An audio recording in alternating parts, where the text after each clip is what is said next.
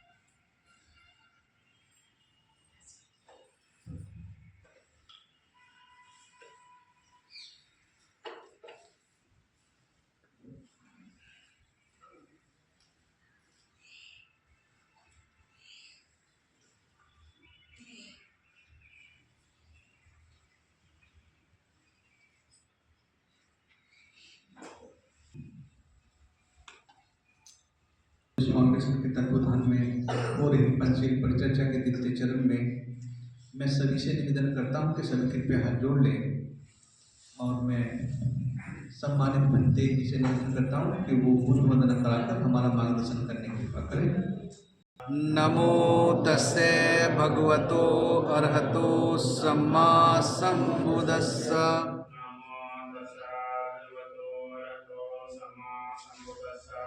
नमो तस्से भगवतो अरहतो सम्मा संबुद्धस्स।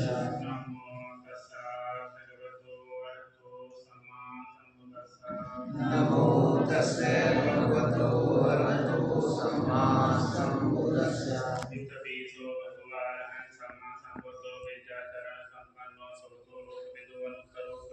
सारथी सत्तादेव मनुष्यानं बुद्धो भगवति बुद्धं जीवितपर्यन्तं शरणं गच्छामि।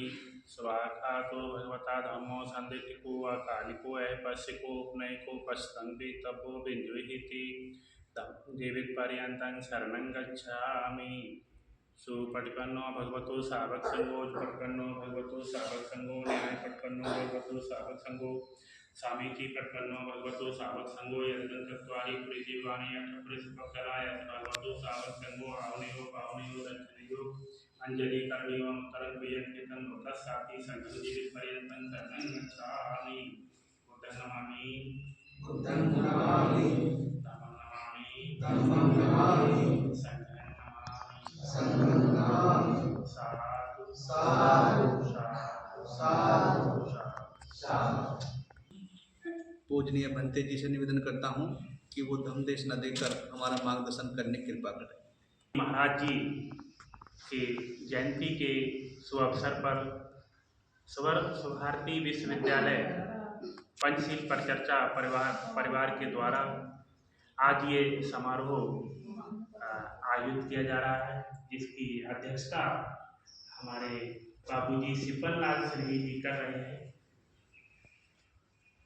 इसके साथ ही अपना कीमती समय निकालकर हमारे क्षेत्र से, मेरठ से जो उपासक हैं, उपासिकाएँ हैं, धम्म बंधु हैं, वो सभी अपना कीमती समय निकाल कर यहाँ आए और इस समारोह की शोभा बढ़ाई। इसके लिए मैं बुद्ध धम्म संघ की ओर से आप सबको बहुत बहुत मंगल कामनाएं देता हूँ। जयंती आज संपूर्ण भारत देश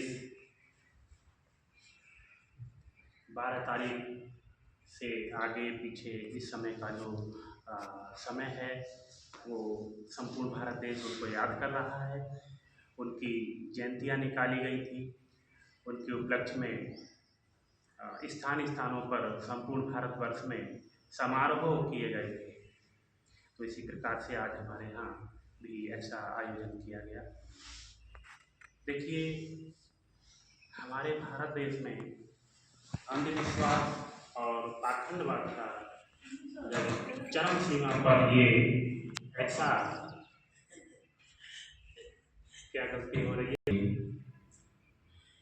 रविदास जी महाराज कहते हैं, अपनी दोहों में कहते हैं, जो भी उन्होंने अपने जीवन में कार्य किया तो वो दोहों में उन्होंने संजोया, जिसे बोला है, जीवन 4 दिवस का मेला रे, बाभन भी झूठा, वेद भी झूठा, झूठा ब्रह्म अकेला रे, मंदिर भीतर मूरत बैठी, पूजत बाहर चेला रे, लड्डू भोग चढ़ावत जनता, मूर्ति के ढिंग चेला रे, पत्थर मूरत कुछ ना खाती, खाते बावन चेला रे, जनता लुटती, बावन सारे, प्रभु जी देतना देला रे।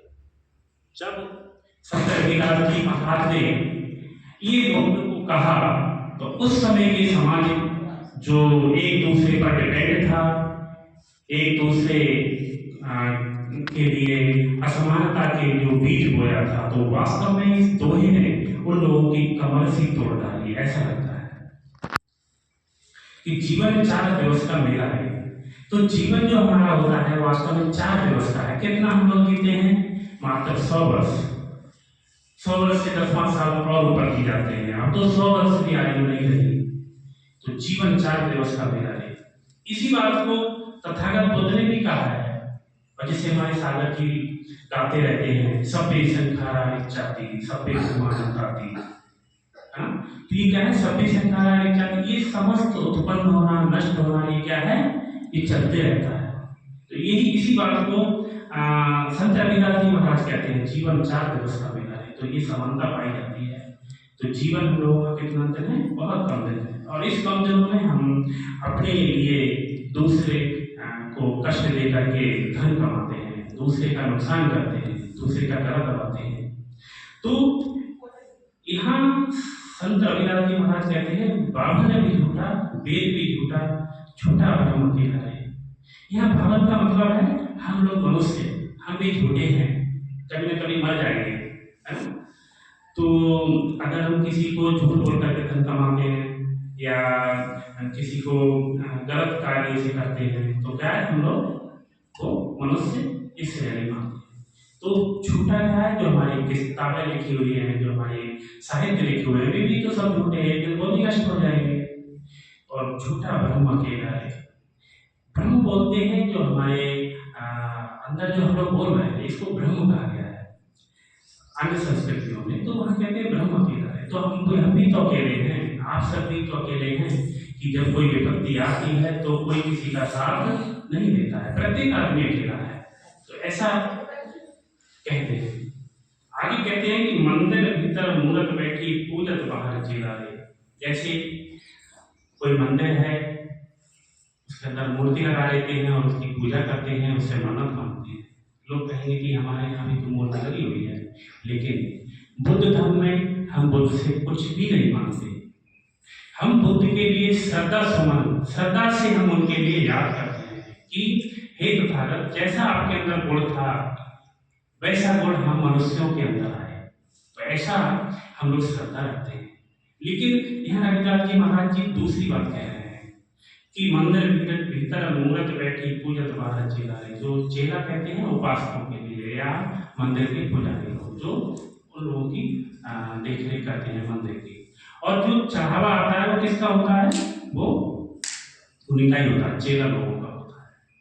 तो लड्डू भोग चढ़ावत जनता, विभिन्न प्रकार के फल या अन्य खाद्य सामग्री जो है जनता वहाँ आकर के चढ़ाती है। और मूर्त जो है कुछ भी नहीं खाती, मूर्त कुछ भी नहीं खाती और खाते बावन चेला है। इसमें कहा है कि हम लोग मनुष्य हैं, हम लोग यदि मंदिर की सेवा कर रहे हैं, मान लीजिए मैं यहाँ हूँ, यदि कितना चढ़ावा आ रहा है तो उसको मैं खाऊंगा, इसका ये अर्थ दिया है रविदास जी महाराज ने। ये किसी जाति विशेष के लिए नहीं दिया। और खाते बावन चेला है, जो मेरा चेला होगा वो खाएगा और मैं खाऊंगा जो मंदिर में चढ़ावा आएगा। लेकिन इसको समझना है कि संत रविदास जी महाराज क्या कहना चाहते हैं। तो जनता लुटती बावन सारे, प्रभु जी देतना धिलाए। जनता इसी प्रकार क्या लुटती रहती है, खूब चढ़ावा आता है, खूब चढ़ाते रहते हैं। तो ये जनता जो क्या है भोली भाली है, वो लुटती रहती है।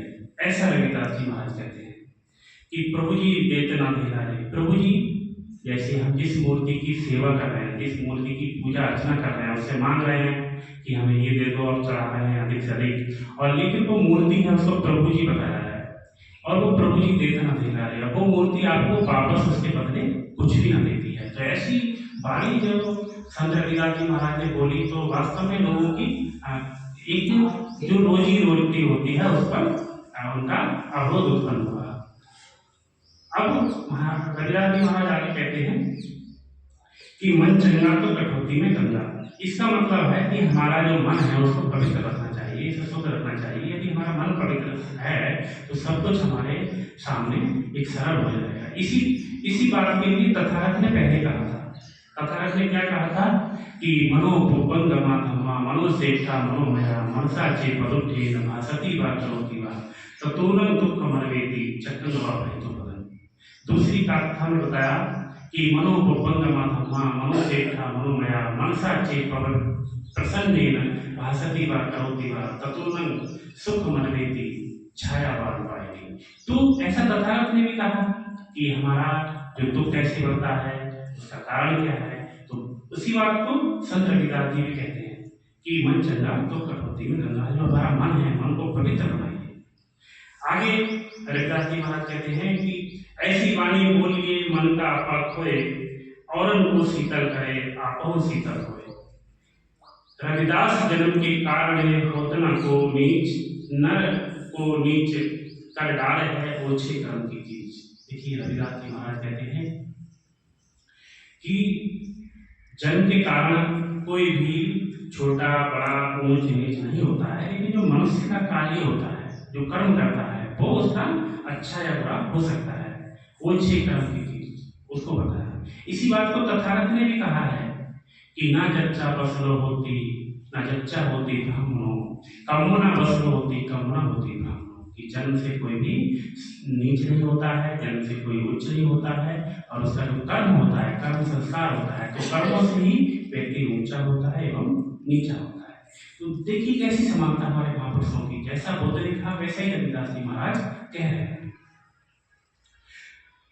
इसके बाद रविदास जी महाराज ने जितना भी इस संसार के लिए, इस बहुजन समाज के लिए किया, और लोगों ने इसके लिए क्या किया, अपना मत फैला दिया। जैसे कि वो मन चंगा कठौती में गंगा, तो उन्होंने एक गणित बनाया।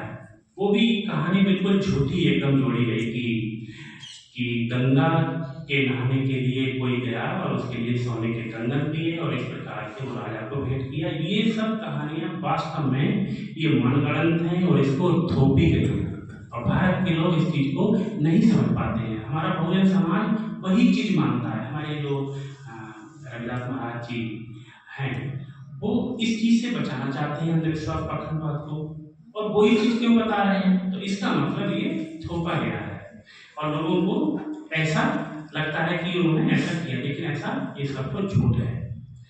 आगे रविदास जी महाराज कहते हैं कि ऐसा चाहो राज्य में जहाँ मिले सबन को अन्न, छोट बड़ों सब सम बसे रविदास रहे प्रसन्न। देखिए, कोई भी महापुरुष है, यदि वो सच्चाई के मार्ग पर है, जो समस्त मानव जाति को समानता का अधिकार देता है, सभी को समान समझता है, तो कभी भी असमानता की बात वो कर ही नहीं सकता। कि कोई भी किसी समाज का है, कौन चाहेगा कि कोई भूखे मरे, किसी की चोरी कर रहे हम और किसी को कत्ल कर दें, सारा धन उसका हमारे पास आ जाए। सच्चा संत होगा, चाहे वो किसी भी समाज का है, वो यही चाहेगा कि सब लोग प्रसन्नता से रहें, कोई भूखा ना रहे, सभी को अन्न मिले और सभी समानता के साथ इस संसार में अपना जीवन निर्वाह करें। तो रविदास है प्रसन्न, ये रविदास की ही बात नहीं है, समस्त संत लोग प्रसन्न होते हैं इस बात को सुनकर के। तो रविदास है प्रसन्न। इसी बात को तथागत सम्यक संबुद्ध ने भी कहा था। हम पदगाथा में कहते हैं कि नाही बेरेन वैरानी समन्तिदा उदच्चनन अबेरेन च सम्मन्ति ऐसे धम्मो सनंतनो। कि वैर से वैर हमेशा होता है, तो अवैर से, हमारी करुणा से, हमारी मित्रता से। और यही क्या है, यही संसार का सनातन नियम है, सनातन धर्म है। लेकिन लोगों ने आज तरह तरह के अपने अपने विचारों को जोड़ा है और सनातन धर्म का जो सच्चा रूप है, जिसे हमारे बहुजन समाज के महापुरुषों ने जिसे दिया और इसे विभिन्न प्रकार से तोड़ मरोड़ कर पेश किया जा रहा है। तो आप लोगों ने आज के इस संत रविदास महाराज जी की जयंती के अवसर पर मुझे सुना, तो मैं एक बार पढ़ा।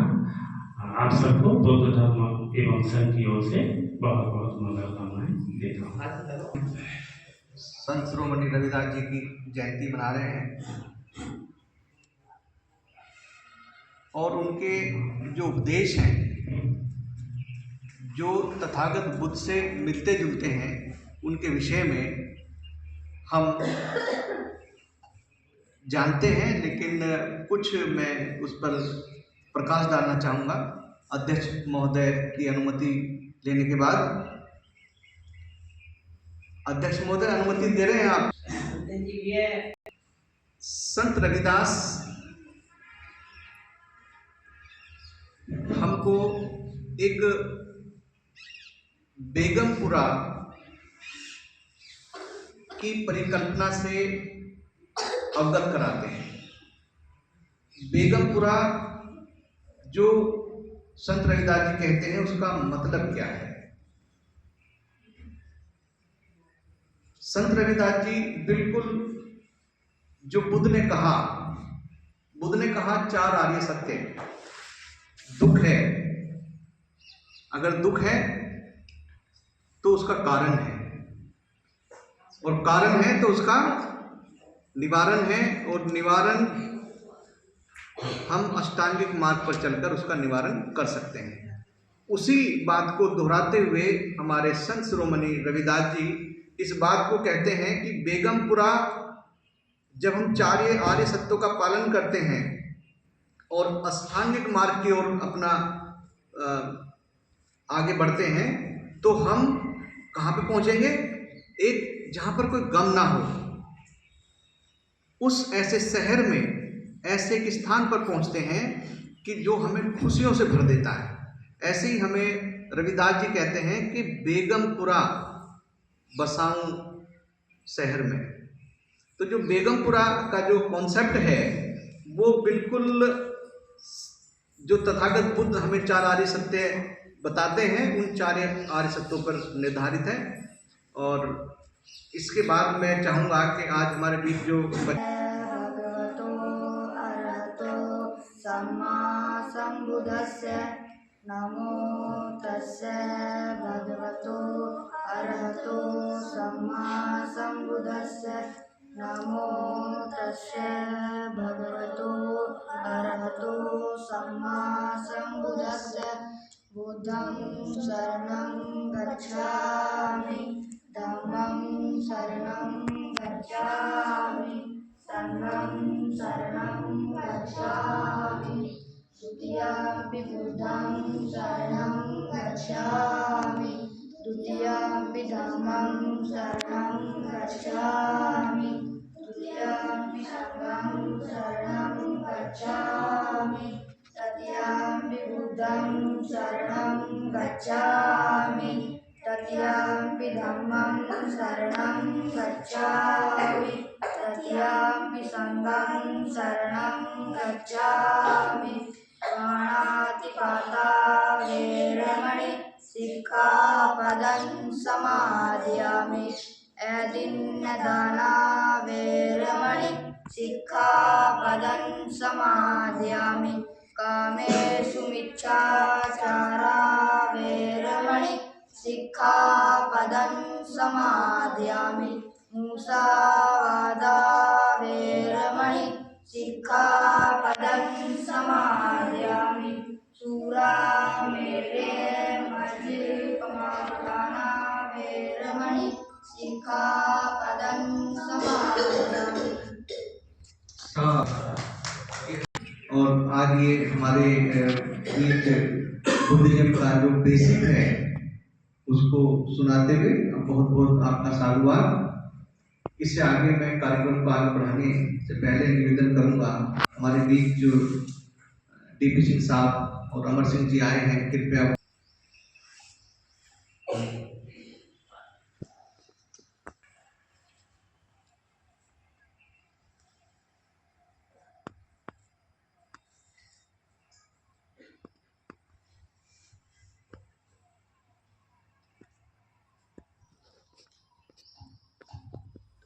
बहुत बहुत धन्यवाद। वैसे तो भारत का आकाश अनेक संतों, महावीरों के सितारों से जगमगा रहा है, लेकिन यदि उनमें कोई ध्रुव तारा है जो ध्रुव तारे के तरह जगमगा रहा है, वो है भारत में जन्मे संत शिरोमणि रविदास जी। संत शिरोमणि कहा गया। भारत के पाखंडवाद ने बुद्ध की जड़ें उखाड़ने के पूरा प्रयास किया। महावीर को अपने शास्त्रों में जगह नहीं थी, कभी नाम नहीं लिखा, लेकिन रविदास जी में कुछ बात है जो उनको उखाड़ ना पाए, बल्कि काशी के ब्राह्मणों ने उन्हें स्थान देने में मजबूर हो गए और उन्हें स्थान दिया।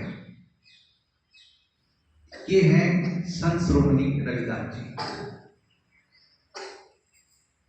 संत रविदास जी और संत कबीर दोनों एक ही समय के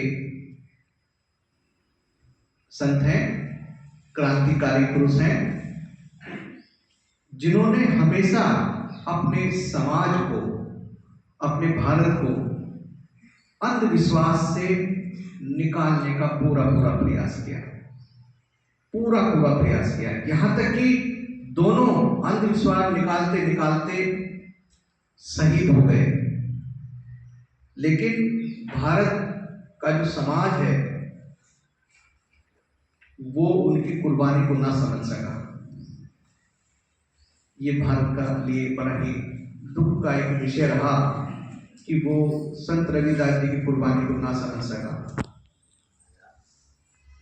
कई ऐसे उदाहरण मिलते हैं कि उन्होंने अपने दोह के अनुसार ऐसे ब्राह्मण जिन्होंने ये कहा कि ब्राह्मण कितना भी खराब गाली गलौज करने वाला क्यों ना हो, लेकिन वो श्रेष्ठ है।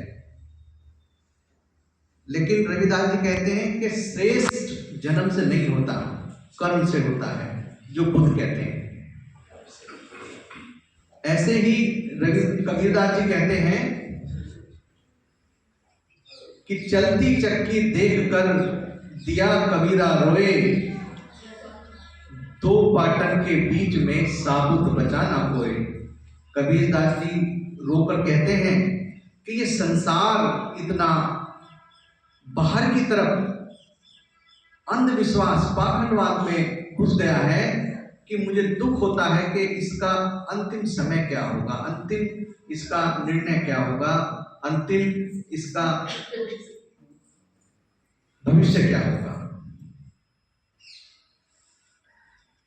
आज इसका उदाहरण मिलता भी है। आप देखिए कि पूरे भारत को छोड़कर यदि हम विदेशों में जाएं, चाहे वो क्रिश्चियन देश हो, चाहे वो बुद्धिस्ट देश हो, ऐसा मुझे महसूस होता है कि वो हमसे ज्यादा तरक्की कर रहे हैं। और बुद्धिस्ट देश तो तरक्की कर ही रहे हैं। आप जापान का नाम ले लीजिए, आप चीन का नाम ले लीजिए, जापान से ज्यादा टेक्नोलॉजी पूरे वर्ल्ड में कहीं नहीं है। चीन भी टेक्नोलॉजी की तरफ अग्रसर है, बढ़ रहा है, लेकिन जहां जो जिसकी जड़ है भारत, वो ही इससे पीछे हो रहा है। क्या यदि संत रविदास जी और तथागत बुद्ध भारत में आकर पुनः हमसे पूछें कि मैंने तुम्हें क्या सिखाया और तुम क्या सीखे, हम पे कोई जवाब होगा? हमने दारू पीने से अलावा कोई काम किया है?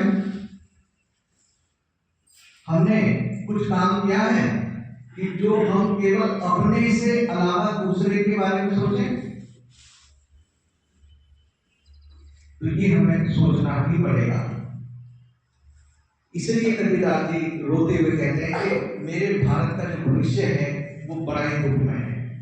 लेकिन जो उनके पुत्र हैं कमाल, वो उनको दिलासा देते हुए बताते हैं कि पिताजी ऐसा नहीं है। कभी ना कभी तो आपकी बातों को और संतों की बातों को, जो महापुरुष होंगे, क्रांतिकारी होंगे, उनको सुना जाएगा और उसको अपनाया जाएगा। तो उसमें कमाल साहब कहते हैं कि चलती चक्की चलने दे, पिस पिस आटा हुए, जो कीलन के माही रहे, बाल ना बाका हुए। तो वहां पर कमाल कहते हैं कि जैसे चक्की के दो पार्टों के बीच में जो कीली पर वो दो पार्ट पे वो चल रही है, एक पार्ट पे चल रहा है, तो उसके बीच में जो दाना चला गया उसका कोई बाल बाका नहीं होता। तो इससे आगे की कड़ी में मैं निवेदन करूंगा, हमारे बीच हमारे संजय नाम है सतीश मास्टर जी हैं, तो वो दो शब्दों से हमारा आगे का। सर्वप्रथम तथागत बुद्ध को नमन करते हुए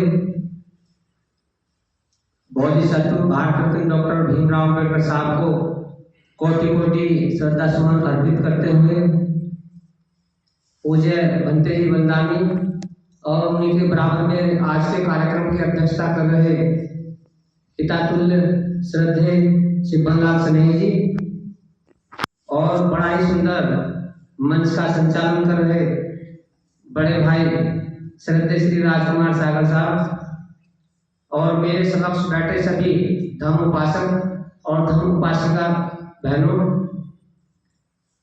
आज हम यहाँ पर संत शिरोमणि सदगुरु रविदास जी की 648वीं जयंती बड़े ही हर्ष और उल्लास से मना रहे हैं। आप सभी को उनके इस पावन जन्मदिन की हार्दिक बधाई और मंगल कामनाएं। मैं आपके सफल और सुखद जीवन की तथा बुद्ध से मंगल कामना करता हूं कि आप सब सुखी रहें।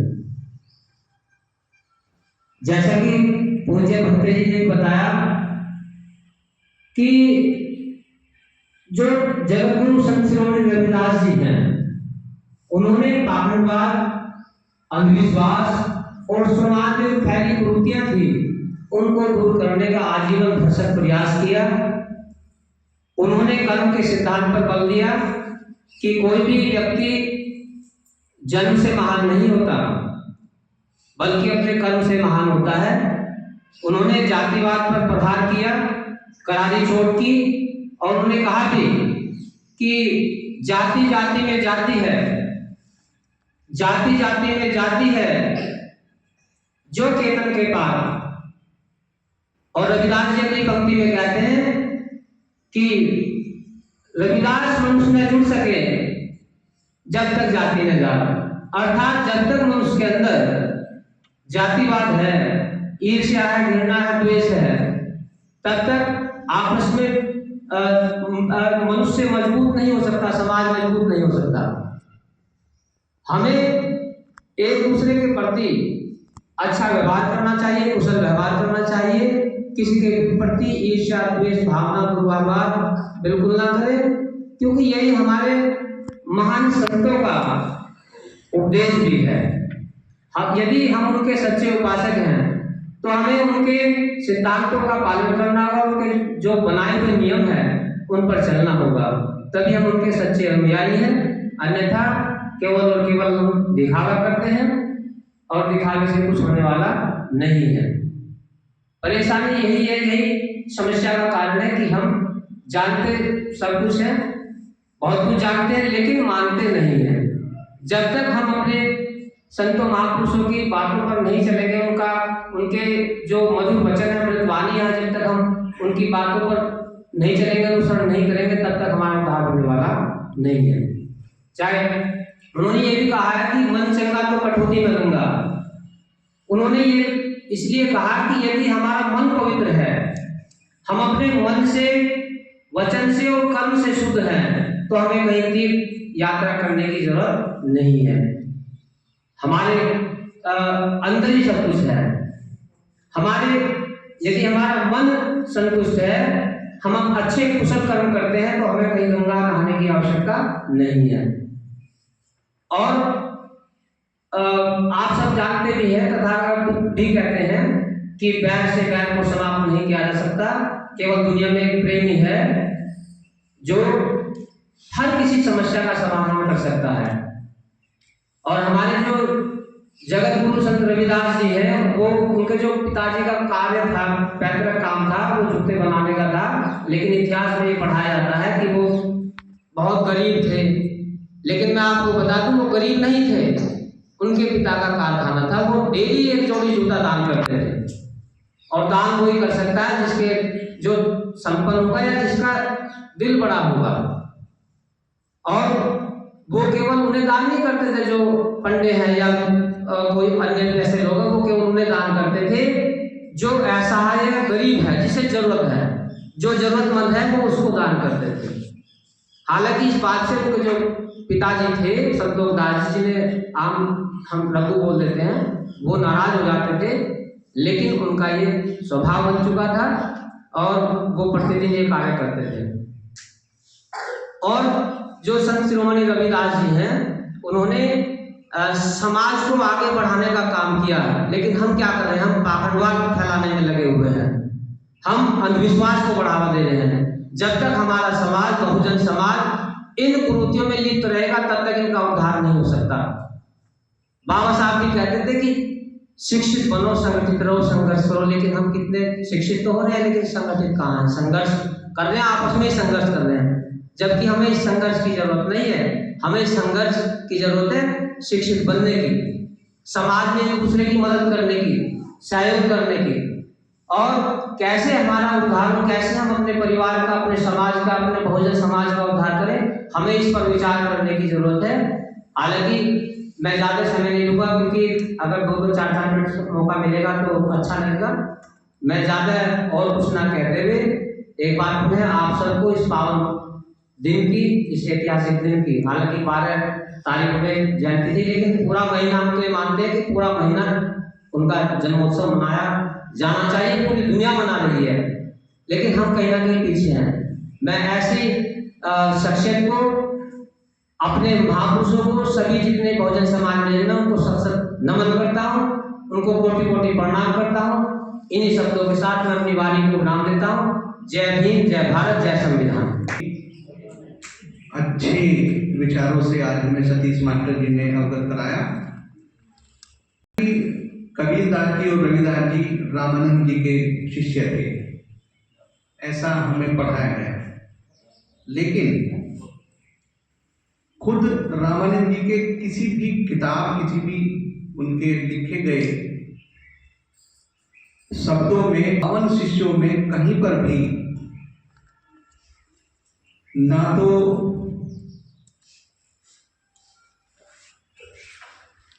कबीरदास जी का नाम है और ना ही रविदास जी का नाम है। इससे आगे मैं आज निवेदन करता हूं श्रद्धेय देवेंद्र हिसारी जी से कि वो भी आज हमें 2 शब्दों से हमारा मार्गदर्शन करने की कृपा करें। सर्वप्रथम करुणा के सागर महाकारुणिक तथागत बुद्ध को नमन करते हुए और पूज्य भिक्षु संघ को वंदामी करते हुए आप सभी धम्म उपासक उपासिका को सदगुरु रविदास जी की जयंती की शुभकामना।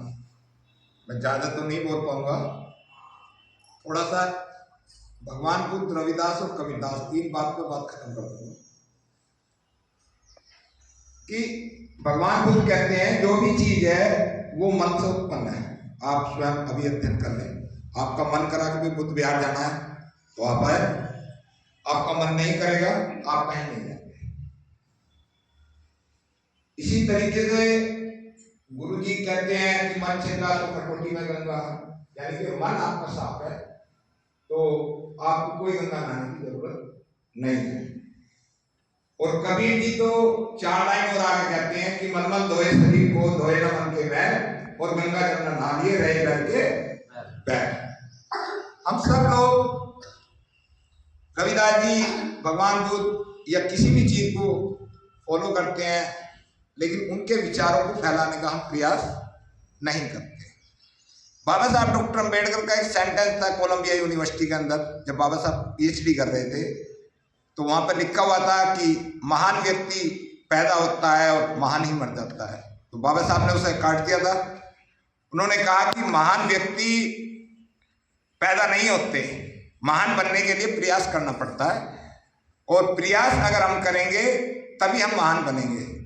बाबा साहब की PhD थी, 2 घंटे के अंदर उनके इसका जवाब चाहिए हमें, वरना आप इंडिया जाने की तैयारी कर लो। तो बाबा साहब डॉक्टर अम्बेडकर ने जो सेंटेंस दिया था जब वो PhD कर रहे थे, तो उन्होंने कहा कि महान व्यक्ति वो होता है जिसके महान विचार हो और उन विचारों को फैलाया जाए। आदमी खाता है, पीता है, नहाता है, धोता है और दुनिया से चला जाता है। जन्म से कोई भी व्यक्ति महान नहीं हो सकता, कर्मों से महान होता है। आज हम सब लोग यहाँ सुभारती में बैठे हुए हैं, हमारी बहनें आई हुई हैं, माता आई हुई हैं, बच्चे आए हुए हैं, बच्चों ने भी जो संस्कार सीख रहे हैं। ये डॉक्टर अतुल कृष्णा बोध जी की देन है। महान वही बनेंगे, हम तो बनेंगे नहीं। हम लोगों ने तो बुद्ध विहार का निर्माण करा नहीं कहीं भी। बाबा साहब की विचारधारा में जयंती आ रही है, कहीं भी काम करेंगे तो जो काम करेगा महान वही तो महान बनेगा। हम सब लोग इतने अच्छे बुद्ध विहार में बैठे हुए, और गुरु नानक जी जो थे उनकी मैंने कहानी सुनी थी, पढ़ा तो मैंने नहीं ज्यादा उन्हें, कि जब वो भ्रमण के लिए चलते थे तो उनके जो शिष्य हैं वो चलते थे उन्हीं के साथ में। तो एक गांव के अंदर वो पहुंचते हैं तो गांव के लोग उनको कहते हैं कि देखो ये आ गए हराम का माल खाने वाले। उल्टा सुल्टा बोलते हैं गुरु नानक जी के जो शिष्य हैं, उनको क्रोध भी आता है कि गुरु जी कैसे गांव में आ गए हम। तो गुरु जी कहते हैं बसे रहो, बसे रहो। अगले गांव में पहुंचते हैं वो, तो उनका बड़ा सम्मान होता है, आदर होता है, और उनके शिष्यों को अच्छा अच्छा भोजन मिलता है। गुरु जी कहते हैं उजड़ जाओ, उजड़ जाओ। तीसरी जगह चलते सागर जी को हम पकड़ लेते हैं मुरादनगर की नहर पे। मन कहती है ऐसा है, या तो हम भी कूद के मरेंगे इसी में, नहीं इसका हमें वो चाहिए रिजल्ट। तो गुरु नानक कहते हैं कि जिनको मैंने कहा बसे रहो, ये जहां जाएंगे वहीं गंदगी फैलाएंगे देश के अंदर, और जिनको मैंने कहा उजड़ जाओ, ये जहां जाएंगे वहीं मानवता फैलाएंगे, वहीं अच्छे काम करेंगे, वहीं लोगों का सत्कार करेंगे। तो आप सब लोगों को आज रविदास जी की जयंती पर जो मुझे टाइम दिया उसके लिए साधुवाद है कि आप लोगों को उजड़ने की जरूरत है, बसने की नहीं। सारे विद्वान जितने भी हैं दुनिया के हमारे भारत में पैदा हुए, हम सब लोग इनकी संतान है, लेकिन इनके विचारों को हमें फैलाना है। अगर हम इनके विचार नहीं फैलाए तो हम बुद्ध विहार में आए, बुद्ध वंदना तो हम घर भी कर सकते हैं, यहाँ भी कर सकते हैं। यहाँ कुछ नहीं है कि भाई खीर खानी है, पूरी खानी है। अगर हमने अपने जैसे 10 व्यक्ति भी विचारों में नहीं लाए तो हमारा क्या प्रयास है। भगवान बुद्ध को, बाबा साहब को, बंदे जी को, ये सभी का फर्ज है ये हमारा। 5-5 भिक्षु अगर एक बुद्ध विहार का निर्माण करें तो कितने बुद्ध विहार बनते हैं, लेकिन कोई पता नहीं है। कितनी मस्जिद है देश के अंदर, कोई पता नहीं है कितने मंदिर हैं, लेकिन हम लोग सिर्फ जयंती या विचार या कोई भी चीज़ है, लेकिन हम ऐसी धरोहर नहीं बना रहे जिस पर 4 आदमी आकर बैठकर चिंतन करें, समाज को अच्छे मार्गदर्शन करें, बच्चों का मनोबल बढ़ाएं, शिक्षा का स्तर बढ़ाएं और मानवता फैलाएं। सरदार पूरे देश के अंदर 2 करोड़ हैं ओरिजिनल सरदार। वैसे तो हमारे रविदासिया बने पड़े हैं ज़्यादा, लेकिन जो ओरिजिनल सरदार है वो 2 करोड़ हैं। और देश के अंदर कहीं भी, पूरी दुनिया के अंदर ऐसा कोई देश नहीं है जिसमें सरदार ना पहुंचा हो और अपने साथ 10 आदमी नहीं लेके गया हो। तो हम क्या कर रहे हैं? हम केवल एक काम कर रहे हैं, बुद्ध विहार में बैठ गए या डॉक्टर अम्बेडकर की जयंती बना दी, बस बामनों को गाली देनी है हमें। और इससे ज़्यादा हमारे ना तो राइटरों पे कुछ लिखा गया और ना हमारे फाइटरों पे कुछ कहा गया। केवल हमें दूसरों की अवहेलना करनी है, अपना फर्ज हमने कभी नहीं निभाया। मेरी तरफ से गलती सलती के लिए क्षमाओ। सम्मानित अधिकार के संपादक महोदय देवेंद्र गौतम विशाली जी ने हमें बुद्ध के सिद्धांत की बात बता दी कि यदि हम बुद्ध के जितने भी अनुयायी हैं अगर विदेशों में ना जाते तो विदेशों में बुद्ध धर्म ना फैलता। आज विश्व का कोई भी ऐसा देश नहीं है, विश्व का कोई भी ऐसा देश नहीं है जिसमें बुद्धिज्म ना गया। जितने भी देश हैं इस संसार के अंदर, सब में कहीं ना कहीं बुद्धिज्म जीता है। तो बहुत बहुत साधुवाद। इसके आगे निवेदन करता हूं प्रोफेसर डॉक्टर जितेंद्र कुमार जी से कि वो आकर हमें 2 शब्दों से हमारा मार्गदर्शन करें और बुद्ध की, बाबा साहेब की या संत रविदास जी की शिक्षा को हमें प्रदान करें। मुझे यह अवसर देने के लिए संचालक महोदय, सर्वप्रथम आज इस पावन बेला पर संत गुरु महाराज जी के चरणों में मैं अपने श्रद्धा सुमन अर्पित करता हूँ। हम सबके मार्गदर्शक भगवान बुद्ध के चरणों में मेरे श्रद्धा सुमन।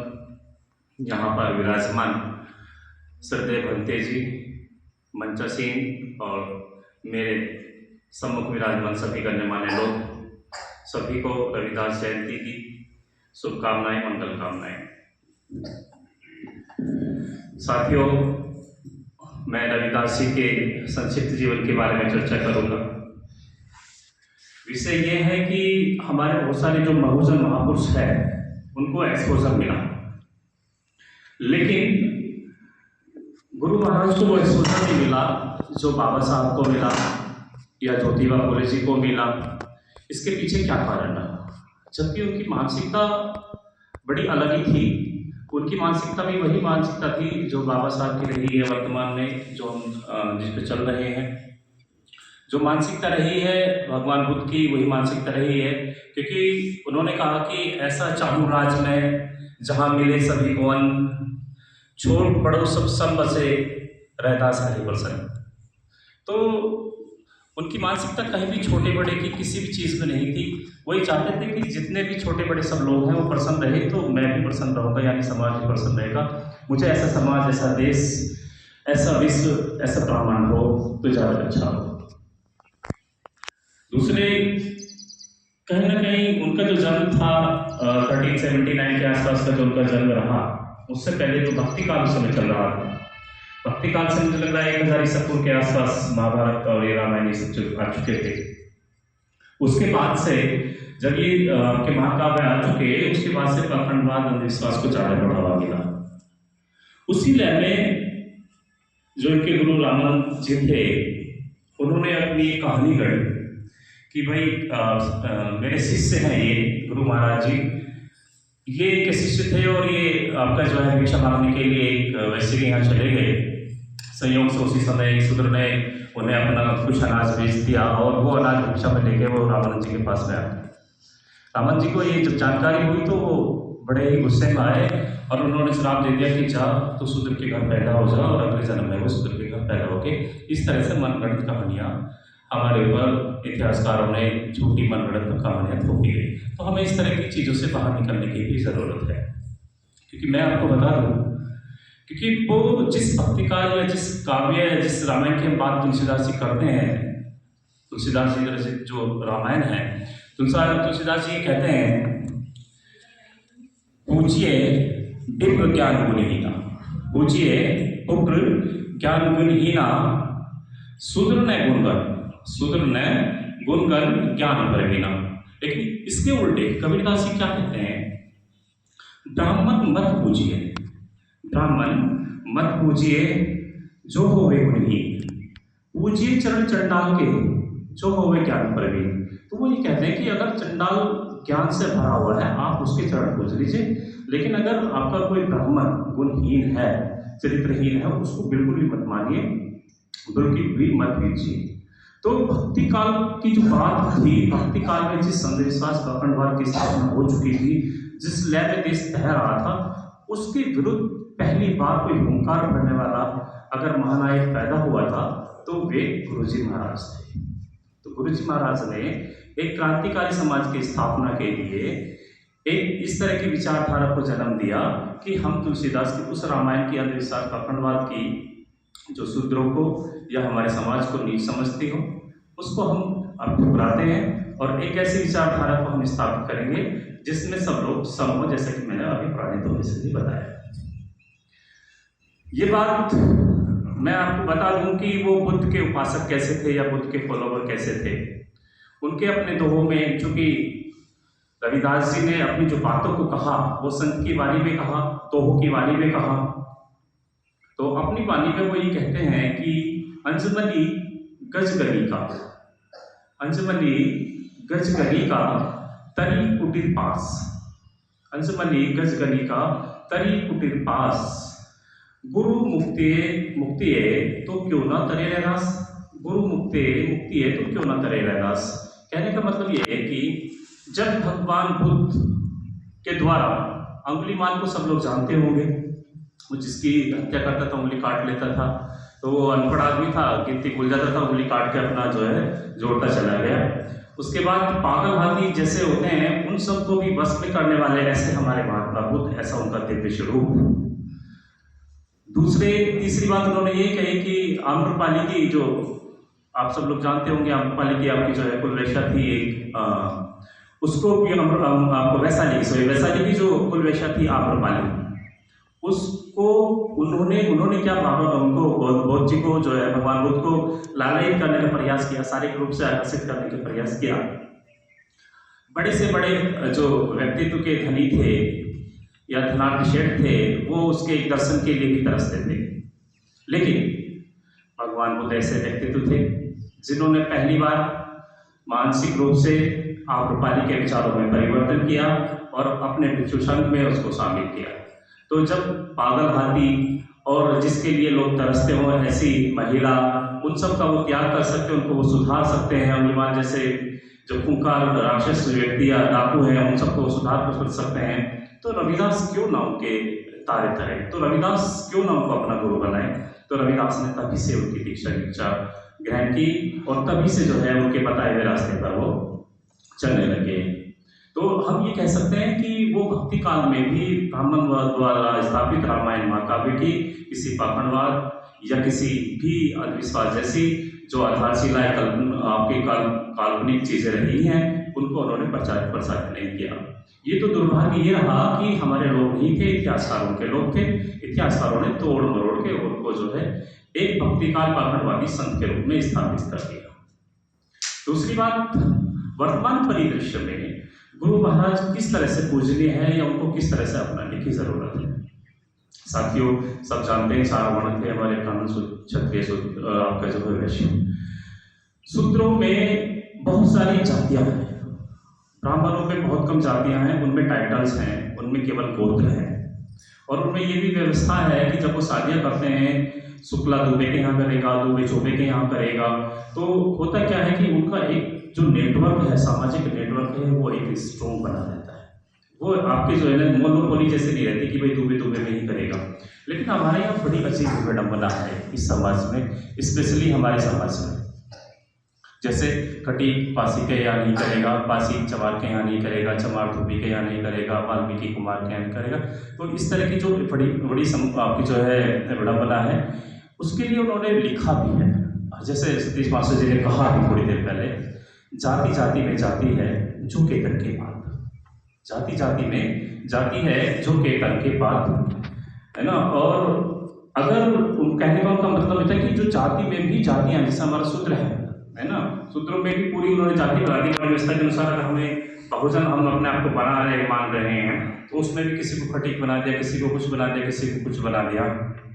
और दूसरी लाइन में जब उन्होंने कहा कि रहता मनुष्य न जुड़ सके जब तक जाति न चाहता, तो जब तक हमारी खटीक, चमार, धोबी, जाटव, ये सब की जो मानसिकता खत्म नहीं होगी, ये जाति मानसिकता आपकी खत्म नहीं होगी, तब तक हम लोग आपस में पूर्ण रूप से नहीं जुड़ेंगे। तो गुरु महाराज के इस दोहे को आज अपनाने की जरूरत है और इन सबसे ऊपर उठने की जरूरत है। हमें आपके जो है सभी समाज में जाति विभेद तोड़ते हुए बेटी रोटी के संबंध स्थापित करने की जरूरत है। तो निश्चय हमारी एकता, हमारी एकता, हमारी समानता, हमारी बंधुत्वता को बढ़ावा मिलेगा और समाज नित्य नई प्रगति की ओर अग्रसर होगा। समय का अभाव है। बहुत बहुत धन्यवाद, आपने मेरी बातों को ध्यानपूर्वक सुना। धन्यवाद। अच्छा वक्तव्य हमारे प्रोफेसर जितेंद्र कुमार साहब ने दिया। जाति समाज के बिना स्वराज अधूरा है, ये बाबा साहब ने कहा। और इसी कॉन्सेप्ट को हमारे आदर्श डॉक्टर अतुल कृष्ण जी ने एक संस्था का निर्माण किया कि जब तक बाबा साहब का ये सपना हम कैसे पूरा कर सकते हैं। नंबर 1, नाम के आगे से जाति सूचक शब्द का हटाना। नंबर 2, सहभोज, एक साथ मिल बैठकर भोजन करना। नंबर 3, सह धर्म आचरण। नंबर 4, अंतर जातीय विवाहों को प्रोत्साहन। जब तक ये चारों चीजें नहीं होंगी तब तक ना तो रविदास जी का सपना पूरा होगा, ना बाबा साहब का पूरा होगा, ना बुद्ध का पूरा होगा, ना ही कबीरदास जी का पूरा होगा। गुरु को सर पर राखिए, चलिए आज्ञा माही, कहे कबीर दास को 3 लोग डर नाही। जो लोग गुरु की आज्ञा नहीं मानते, गुरु की आज्ञा क्या? गुरु की आज्ञा केवल इतनी है, बुद्ध से लेकर बाबा साहब तक, कि सत्य क्या है उसको पहचानना है और हम सत्य से परे होकर बाहर की ओर अग्रसर है। समय का ध्यान रखते हुए मैं 2 शब्द चाहूंगा कि हमारे जो बीच में हमारे श्रद्धेय रामपाल सिंह गौतम साहब हैं, मैं चाहूंगा कि वो भी हमें 2 शब्दों से समय का ध्यान रखते हुए हमें। तथागत बुद्ध को शत शत नमन। बाबा साहब भीमराव अंबेडकर की स्मृति के साथ आज के इस समारोह के शिरोमणि संत शिरोमणि गुरु रविदास जी को नमन। धम्म गुरु बंते जी को वंदामी। सभी धम्म बंधुओं, मातृशक्ति और बच्चों,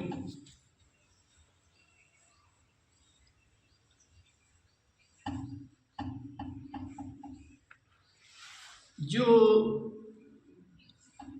गुरु रविदास की शिक्षाएं और बाबा साहब की शिक्षाएं और इसमें तथागत की शिक्षाएं सब एक दूसरे को टैली करती हुई हैं।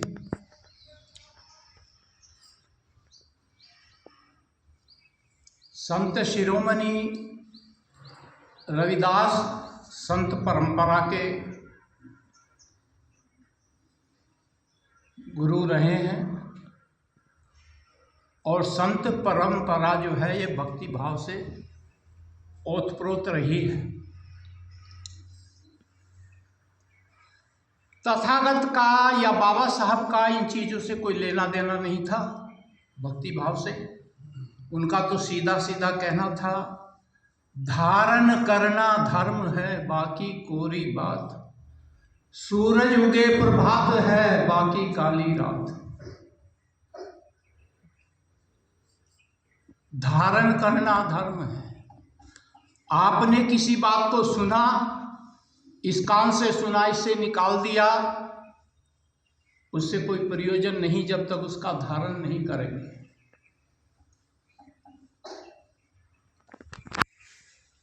मंदिर, मस्जिद, गुरुद्वारा या जो कुछ भी है, इनके पचड़े में ना पड़ करके अगर मनुष्य जो है कर्मवाद के सिद्धांत को मान करके चले और ये माने, अपनी अहमियत को समझे, अपने अंदर झांके, अपना आत्म दर्शन करे, मैं क्या हूं, क्या हो सकता हूं, क्या बन सकता हूं। हमने अभी बाहर बाहर ही देखा है, स्वयं को नहीं देखा। जिस दिन स्वयं को अपना आत्म दर्शन करने लगेंगे आप, तब आप अपनी ताकत को जान जाएंगे कि आप क्या हैं। अभी तो आप दूसरों की तरफ देख रहे हैं, दूसरों की व्याख्या कर रहे हैं। जब अपनी व्याख्या अंदर से करेंगे तो आप तथागत का स्वप्न जो है वो पूरा हो जाएगा। इससे मेल खाते हुए मैंने कभी कुछ पंक्तियां लिखी थी, बहुत अरसा हो गया, तकरीबन 25 साल हो चुके हैं।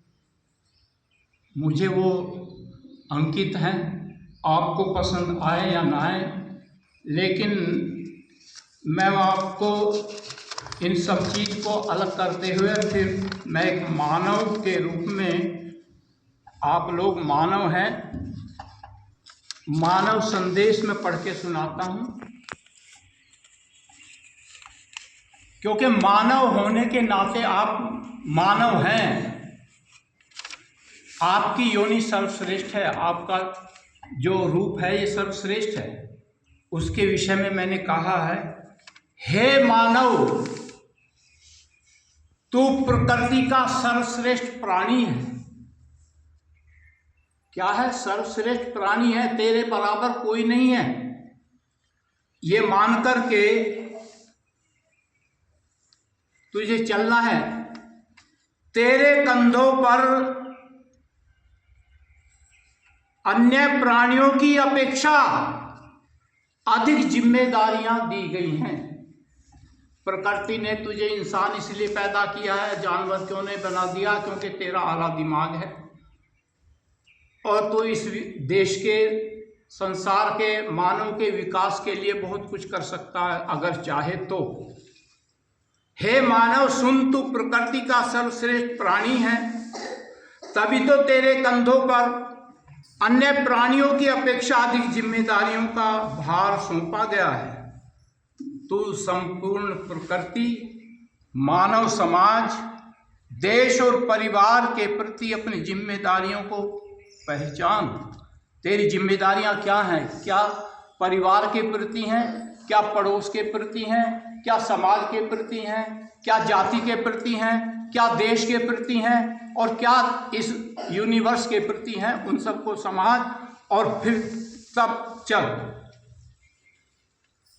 जैसी जिम्मेदारियां उन्हीं के अनुरूप अपना कर्तव्य पालन कर और स्वयं सर्वश्रेष्ठ होने का प्रमाण दे। सबको दिखा दे कि मैं सर्वश्रेष्ठ प्राणी हूं और मेरा कर्तव्य ये है, मैं ऐसा कार्य कर रहा हूं। हे शीलवान, सावधान। ये उस समय का लिखा हुआ है जब अयोध्या के अंदर मंदिर और मस्जिद का चक्कर चल रहा था, तो उस समय मैंने तैयार किया था, हे शीलवान सावधान, तू व्यर्थ की इधर उधर की बातों में अपना समय नष्ट मत कर। याद रख, तेरे जीवन का एक एक क्षण मूल्यवान है। जो समय बीत रहा है पुनः लौट कर नहीं आएगा। इसके संदर्भ में मैंने कहा है, क्षण क्षण क्षण क्षण बीतते जीवन बीतत जाए, क्षण क्षण क्षण क्षण बीतते जीवन बीतत जाए। भाई क्षण क्षण का उपयोग कर, बीता क्षण नहीं आए। ये कोई झूठी बात नहीं है। जो समय बीत गया है वो फिर नहीं आएगा। जो समय बीत रहा है वह पुनः लौट कर आने वाला नहीं है। अपने बीते हुए इतिहास के पन्नों को पलट कर देख, जिसने भी समय की अवहेलना की है, इसको व्यर्थ ही बीत जाने दिया है और इसकी कीमत को नहीं पहचाना है, उसको हमेशा हमेशा के लिए हाथ मलमल कर पछताना पड़ा है। और उसने अपनी स्वयं की गलती स्वीकार ना करके क्या कहता है, अपने भाग्य को कोसा है। मेरे तो भाग्य में यही लिखा था, लेकिन नहीं, भाग्य कर्म का लेखा है। जो आप कर्म करेंगे वो ही भाग्य में लिखा जाएगा। बिल्कुल भी ये ना सोचें कि ऊपर कोई अदृश्य शक्ति जो है आपको कुछ दे देगी, बिल्कुल देना नहीं है। आज एक बहुत बड़ी बेवकूफ़ों की लहर चल रही है, मैं कहना नहीं चाहता क्योंकि धर्म का मामला हो जाता है। अनेकों लोग जान गंवा बैठे इस चक्कर में।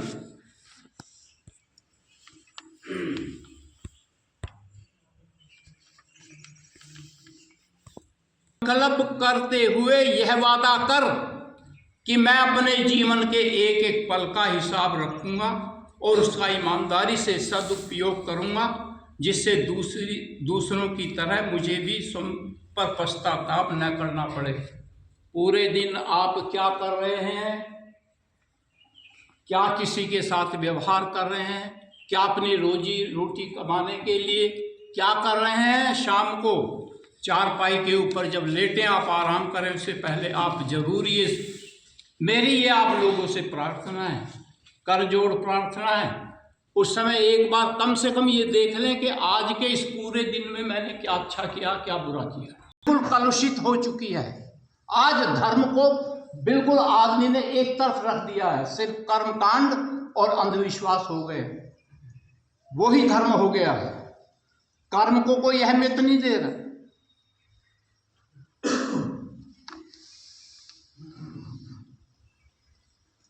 मंदिर, मस्जिद, चर्च और गुरुद्वारा, इन सब की परिभाषा में मत उलझा। क्या कर, जहां जिस स्थान से, किसी भी संस्थान से तेरी रोजी रोटी चलती है, वही तेरा मंदिर है, वही तेरी मस्जिद है, वही तेरा गुरुद्वारा है।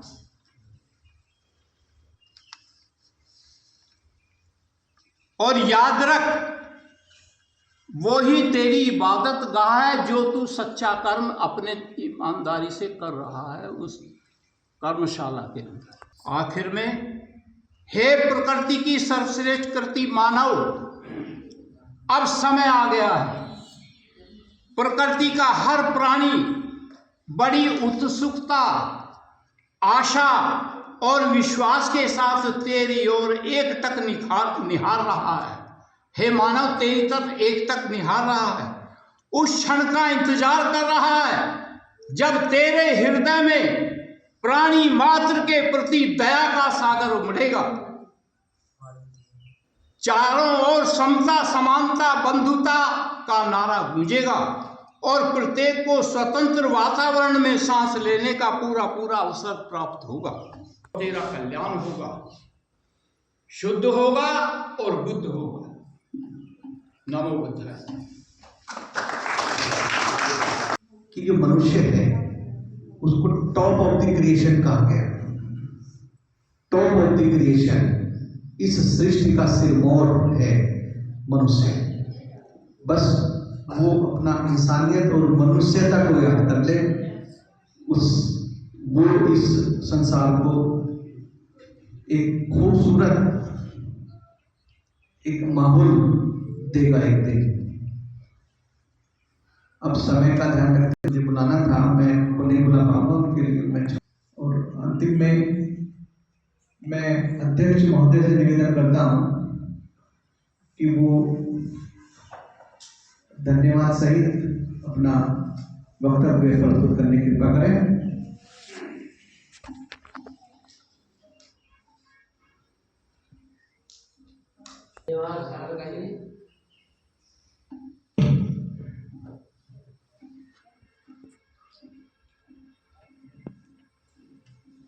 तथागत भगवान बुद्ध को नमन करता हूँ।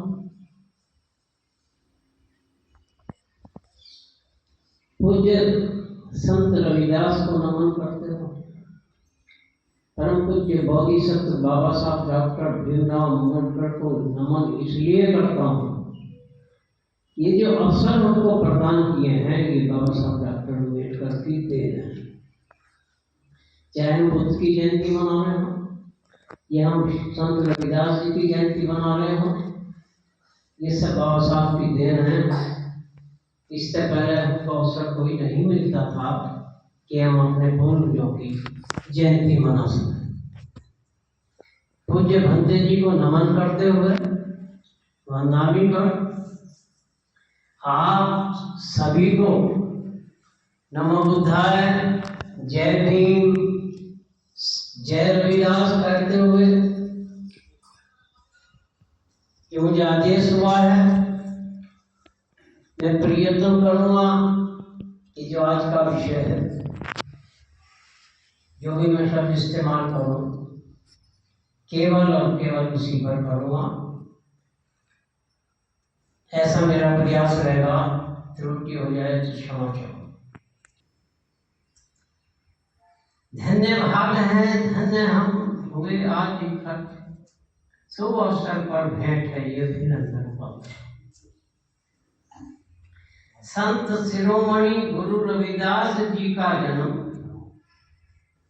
विक्रम संवत 1433 माघ शुक्ल पूर्णिमा दिन रविवार शाक्य संवत 1298 तथा हिजरी संवत 798 तथा सन 1377 ईस्वी में बनारस के पास गांव पांडवा सौर में पिता मानदास राहु रघु व माता कर्मा देवी के यहाँ दलित परिवार में हुआ। ग्रंथों अभिनय के माध्यम से प्रकाशित किया। संत गुरु रविदास जी, सम्मुख ऋषि जी, सरदार उधम सिंह जी, सिपाही माता दीन जी, शहीदा झालाबाई, शहीदा जलकारी बाई आदि आदि अनुयायियों ने उन्हें दिखाना शुरू किया। प्रकाश में आए संत शिरोमणि रविदास जी के उनके समय में जातिवाद, रूढ़िवाद, पाखंडवाद और अंधविश्वास उससे भी पहले चला हुआ है। उसी के लिए संत रविदास जी ने अपने जीवन में संघर्ष किया। जो प्रतिबंध थे शूद्रों के नाम से, अति शूद्रों के नाम से, उसी विषय पर वो लोग अपने जीवन का संघर्ष करते चले गए। उससे पहले भगवान बुद्ध ने भी इन्हीं चारों बातों के लिए संघर्ष किया। उसके पश्चात बाबा साहब डॉक्टर भीमराव अम्बेडकर जी आए। उन्होंने भी इन चारों विषयों पे संघर्ष किया और तेजी से संघर्ष किया। परंतु दुख इस बात का है कि जिनके लिए संघर्ष किया इन सभी ने ये समाज कायरता की जिंदगी जी रहा है, कुबुद्धि की जिंदगी जी रहा है। ये शब्द मेरे मन से जो प्रकट हो रहे हैं, ये उनका दुख जो है, उनका दर्द जो है, वो बोल रहा है, मैं नहीं बोल रहा हूँ।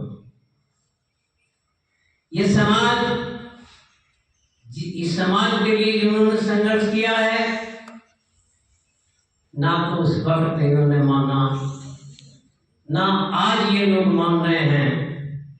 इनके अंदर जो कायरता थी, जिससे कायरता से निकाला, जब देखने को मिलता है तो पाया जाता है कि जिस चेहरे पर कायरता श्रृंगार करती है, उस चेहरे पर मक्खी भी बैठने को इनकार करती है। ये कायरता, ये बेसमझी, ये मूर्खतापन हमारे समाज का कब निकलेगा, ये बड़े दुख से कहा जाता है। हम जिनके विरोधी हैं, नाम लेकर जिनका विरोध करते हैं, चाहे वो मनुवाद हो या ब्राह्मणवाद हो, क्या आज उनसे सीखने को नहीं मिलता? अगर सीखना है तो उनसे सीखिए। जब उनके प्रोग्राम होते हैं, एक एक हफ्ते के चलते हैं, तो हर वक्त वहाँ भीड़ मिलती है। भोजन नहीं चलता, वहाँ भीड़ चलती है। आप लोग जब अपना कुछ समारोह करते हैं, चाहे वो बुद्ध का हो, बाबा साहब का हो, संत शिरोमणि रविदास जी का हो, या और अनेकों, केवल और केवल चंद आदमी नजर आते हैं, और वो भी इस लालच में कुछ खाने को यहाँ जरूर मिलेगा। बड़े दुख से मुझे कहना पड़ रहा है। बाबा साहब डॉक्टर अम्बेडकर ने अपनी जिंदगी में कहा था कि मेरे समाज में अगर मुझे धोखा दे रहे हैं तो पढ़े लिखे लोग दे रहे हैं। वो बात उनकी जिंदगी की थी। आज भी हर आदमी अगर इसका गणित लगाए, आज भी चाहे भगवान बुद्ध का मार्ग हो, या संत शिरोमणि गुरु रविदास जी का मार्ग हो, या तथागत या बाबा साहब का मार्ग हो, सब खुलेआम धोखा दे रहे हैं। जिनके बलबूते पर ये लोग शिक्षित हुए, ये लोग कर्मचारी बने, अधिकारी बने, इंजीनियर बने, डॉक्टर बने, एमपी बने, एमएलए बने, मंत्री बने, राष्ट्रपति बने, उन्हीं को ये सरेआम धोखा दे रहे हैं। धिक्कार है समाज के लिए। मुझे दुख के साथ कहना है, अरे पढ़े लिखो, जिनकी देन से तुम इतने ऊंचे उठे हो, उनके लिए सो रहे हो पड़े हुए। इस समाज को जागरूक करो, घर से निकलो, मैं बच्चों को निकलो। ऐसा नहीं है। श्रीमान जी तो चले गए, प्रोग्राम में देखिए क्या करता है, क्या कहता है, क्या सुनता है।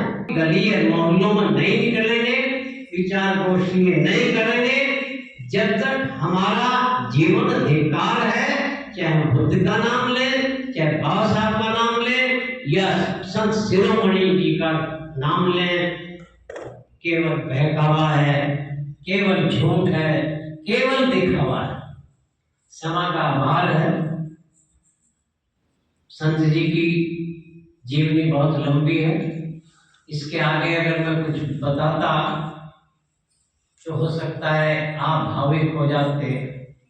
हमारे पूर्वजों के किस किस तरीके से हत्या हुई है आप सब जानते हैं, लेकिन मानते नहीं हैं, धोखा देते चले आ रहे हैं। और ये भी पता नहीं है कि आप लोग धोखा कब तक देते रहोगे।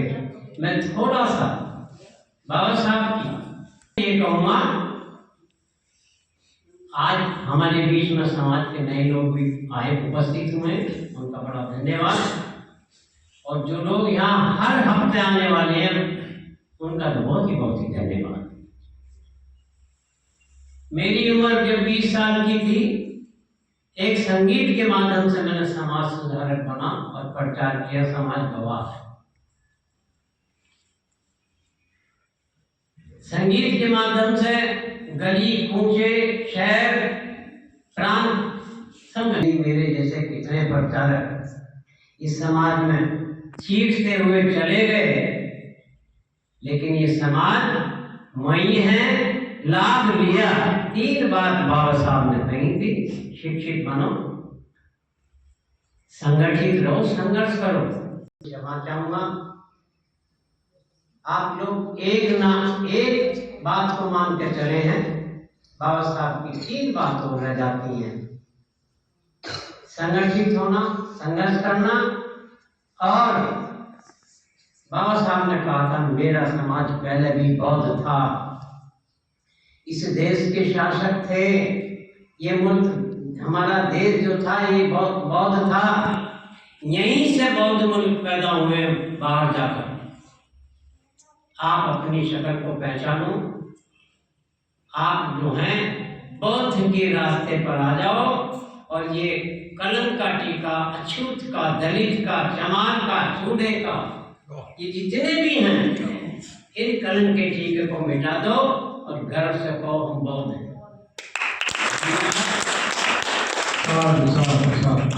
रविदास।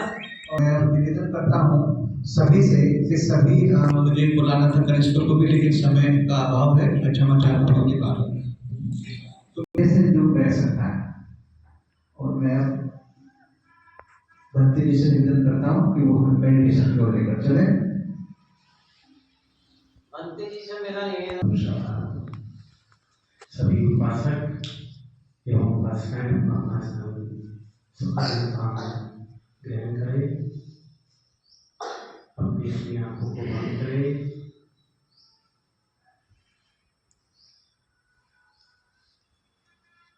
शांत होकर के अपने मन के अंदर जो विचार उठ रहे हैं उनको रोकने का प्रयास करें। विचार 2 प्रकार के होते हैं, या तो जो बीत गया है समय, भूतकाल है उसके होंगे, या भविष्य में जो घटना घटित होने वाली है भविष्य के होंगे। तो 2 प्रकार के विचार मनुष्य के अंदर उठते हैं, तो उनको रोके, क्योंकि यही दुख का निर्माण करते हैं, यही दुख देते हैं। हमें दुख मुक्ति का मार्ग अपनाना है। अपना संपूर्ण ध्यान आनापान स्मृति पर लगाएं। जो भी प्रश्न करते हैं प्रश्न कर सकते हैं। तो आनापान स्मृति सांस आ रही है एवं जा रही है, उसका अभ्यास करें। संपूर्ण ध्यान नासिका के केंद्र में लगाएं और आप जाते सांस को देखें।